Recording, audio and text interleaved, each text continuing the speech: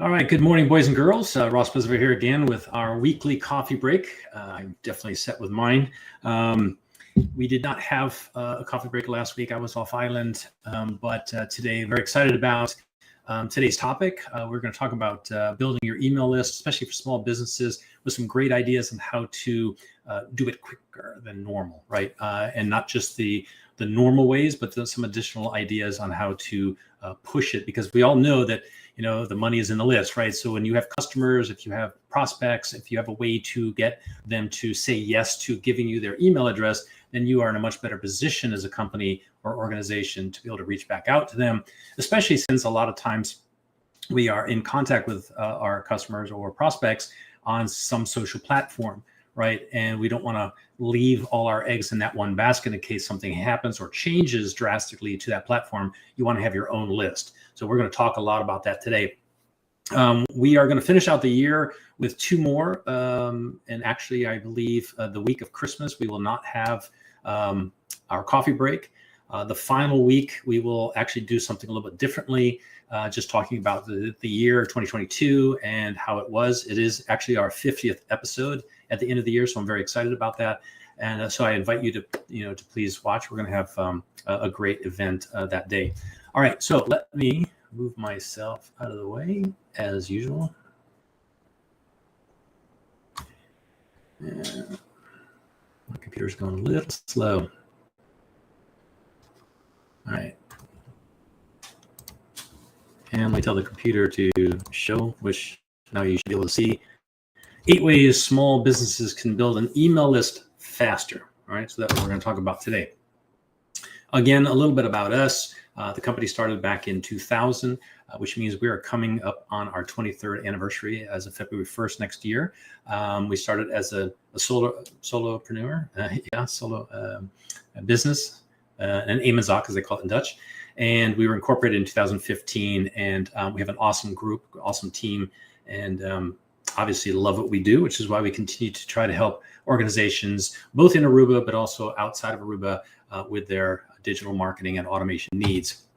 So here's what we're going to talk about today. These are the various ways of adding to your email list by offering an incentive, embedding your opt-in form, putting a prompt, right? An option to join your email list on all your website pages, install a slider or pop-up, which is a great idea as well. Using an app or a tablet to get signups literally at your brick and mortar location. This is not a digital thing, but or at least it's not online. Using text to join, using prompts to have people join your list on your business collateral. And then, of course, running a contest, which we've talked about in the past, which is an exceptional way to build your list. So we learned something very promising about small business marketing while researching the 2022 State of Small Business Report, which says that 46% of businesses are still using email marketing.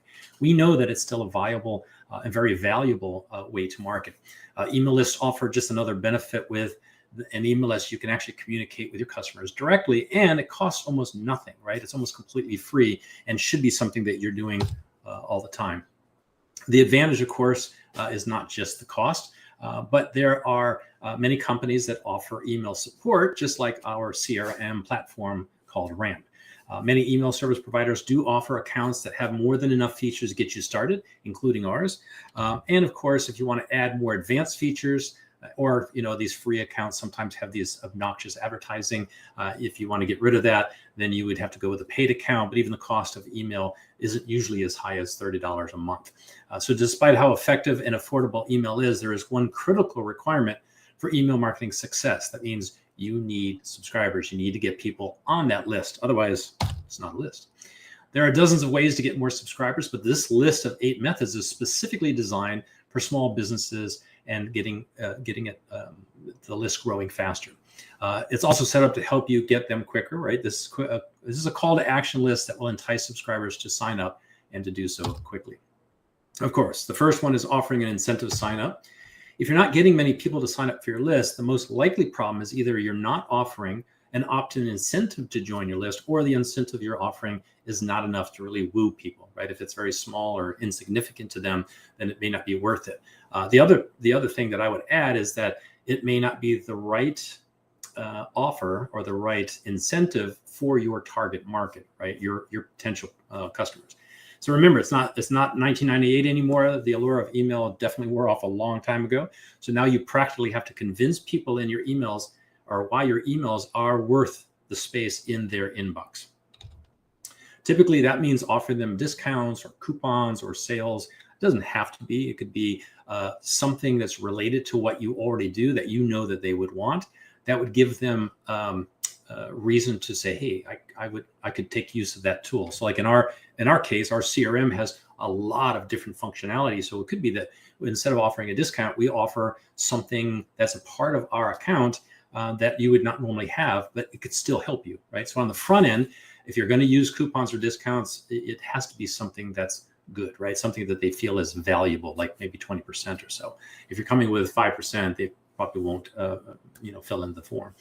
Different incentives do work best for different companies and, of course, your target market. So try out a few offers and see which incentive works best for your product or service. Present the right option, and you could double your opt-in rate overnight.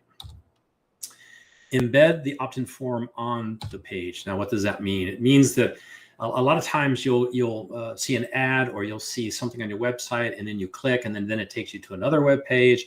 What they're saying is, and what we're saying here is to embed it on the same page so that it actually is, I don't have to go anywhere, right? It's something I can do. And Facebook offers a very similar lead form right there inside of Facebook. That information gets added to Facebook, which then you could then automatically move over to your CRM or wherever it is that you manage your email. All right, this change alone will often double your opt-in rate. It's very simple. It just means that you're not making people click or go through several hoops just to get to that opt-in form. So embedding the opt-in form wherever you ask people to sign up is really helpful.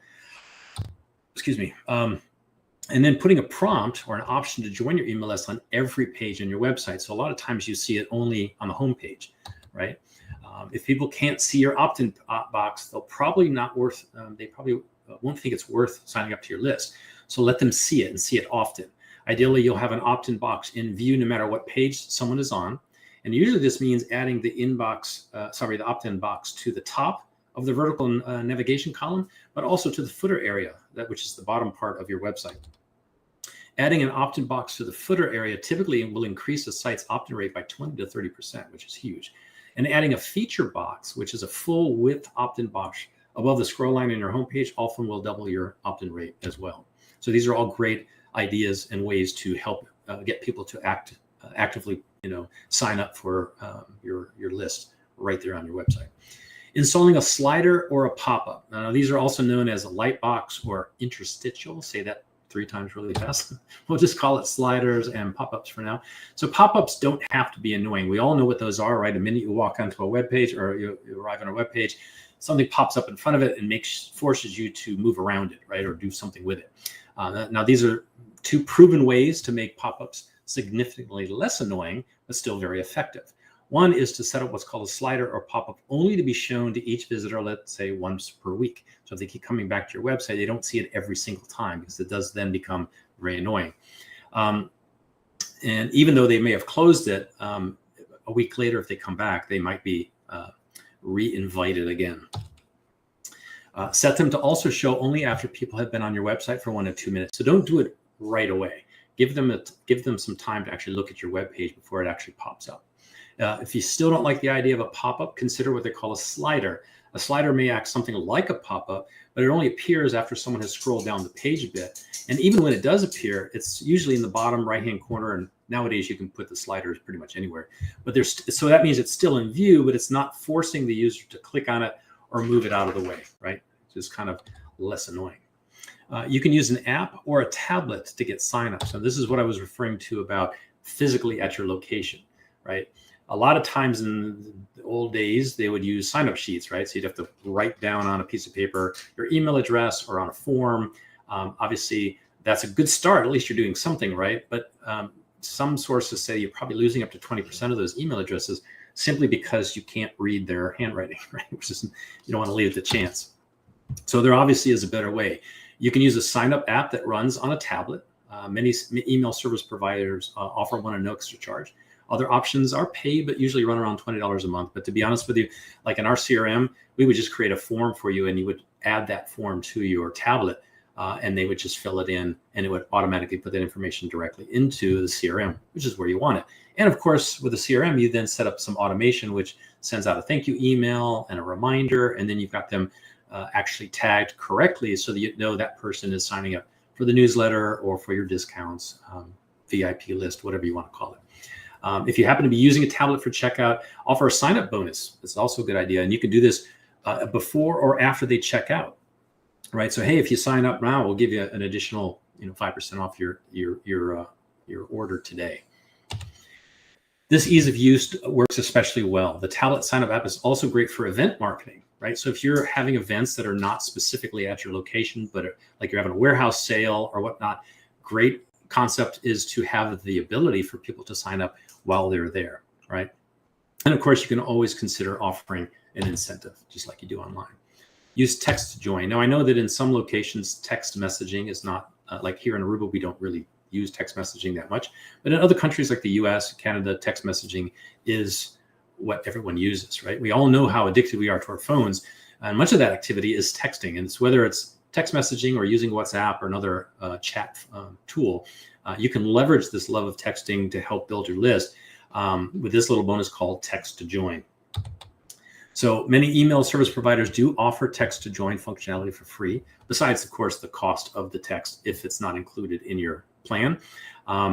We actually have in Ramp, our CRM, the ability to include text messaging, and the text costs are very, very low, especially in the US, and very competitive here in Aruba. What's great about it is that we do not need to worry whether you're on a SATA or Digicel plan.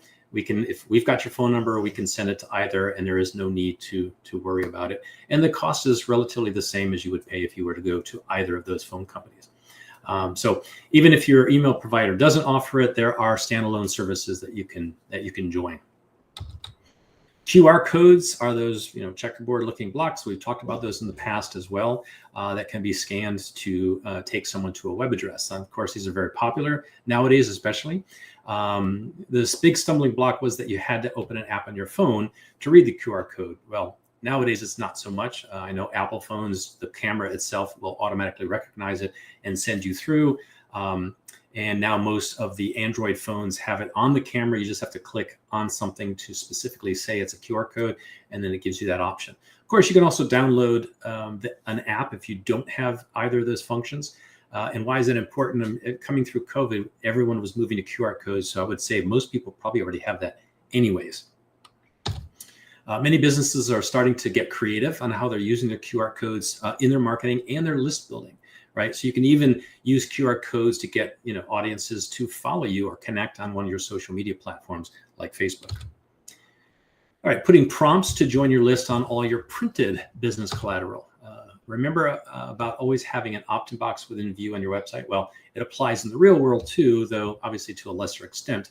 So to remember to keep your email list on your mind, try adding opt-in prompts to your printed materials that could include things like your business cards, direct mail, if you're using that kind of marketing, packing slips, the receipts that you get when somebody pays, your napkins, invoices. And of course, if you do the kind of marketing where you have door hangers or bumper stickers or giving out swag like fridge magnets, obviously having something like that being used is great because you can change. If you're using a dynamic QR code, I'll give you a quick summary of that. Dynamic QR codes allows you to manage what happens when somebody scans, right? If it's static, you're basically printing something that cannot be changed in the future. So it's literally you scan once and then it can't be changed. A dynamic QR code usually costs a little bit more, allows you to manage what happens after the fact. So if today you're signing up to join a newsletter, if you scan it tomorrow, we could actually have it go to another, like your website or to an offer or something like that. So keep that in mind. And of course, one of our favorites is running a contest, right? So whether you have a large Facebook following or you don't, odds are that, a well-executed Facebook contest could actually net you several hundred email subscribers. There's a variety of different types of contests that could be very effective, depending greatly on your target market, your audience, who you're targeting.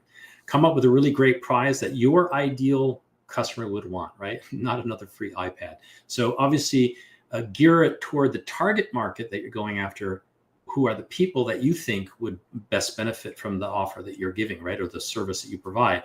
So don't give something that's irrelevant, because everyone might want to, win a free phone. But if you're not selling phones, if that's not your business, it's disconnected. So plan your promotion, launch it, and promote the heck out of it, obviously, the week or so prior to it running. Facebook contests can get you hundreds, if not thousands, of new subscribers, which obviously should be very encouraging to get you started. And of course, Facebook contests are best to get the email addresses out of Facebook and into your own list, your own CRM. So that therefore you've got much more control over the communication, because Facebook obviously changes every 5 minutes what you can and cannot do, how you can communicate with people. And Facebook's not the only one, but literally it's a great idea. And this entire presentation today was really about how do you get better control over, but also how do you add people to your list to then have an audience that you can go back to over and over again. If a Facebook contest doesn't appeal to you, you could consider partnering with another company in running a contest. We've seen a bunch of these collaborations lately, which obviously means that it's working. So here's how it would work. A company would team up with maybe 2, 3, 4 other related companies. Then all the companies would send an email to their own subscribers announcing the contest, but it's really going to everyone's subscribers, right? So whoever enters the contest is signed up for each company's email list. So this is a great way, especially if you're partnering with companies that are not competitive with you, obviously. But it means that you're sharing your lists across all the companies. So this is a great way to add to your list. So the key here is just get started, right? So obviously, if you need help growing your email list in any of the ways that we talked about today, or you want to be even more creative and come up with some new ways, please reach out to us. We'd love to help you with that. And of course, here is our information for Aruba ROI Marketing. Thank you for your time today. I don't see any questions or comments, so we will end it here, and I look forward to seeing you guys next week.